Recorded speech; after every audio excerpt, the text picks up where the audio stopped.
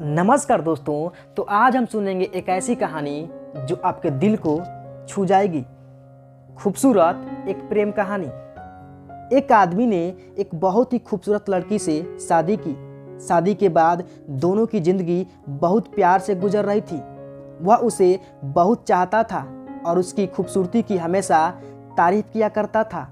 लेकिन कुछ महीनों के बाद लड़की चर्म रोग यानी स्किन डिजीज से ग्रसित हो गई और धीरे धीरे उसकी खूबसूरती जाने लगी।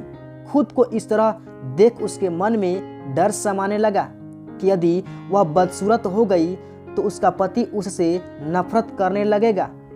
वह उसकी नफरत बर्दाश्त नहीं कर पाएगी। इसी बीच एक दिन पति को किसी काम से शहर से बाहर जाना पड़ा। काम खत्म कर जब वह घर वापस लौट रहा था, उसका एक्सीडेंट हो गया।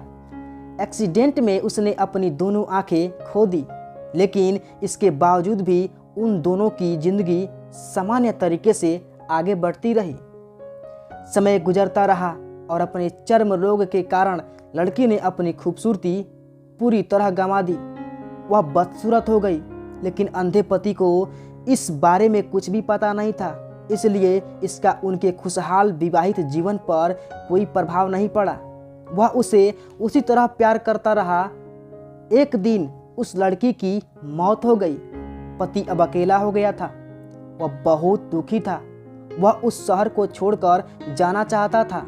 उसने अंतिम संस्कार की सारी क्रियाविधि पूर्ण की और शहर छोड़कर जाने लगा। तभी एक आदमी ने पीछे से उसे पुकारा और पास आकर कहा, अब तुम बिना सहारे के अकेले कैसे चल पाओगे? इतने साल तो तुम्हारी पत्नी तुम्हारी मदद किया करती थी। पति ने जवाब दिया, दोस्त, मैं अंधा नहीं हूँ।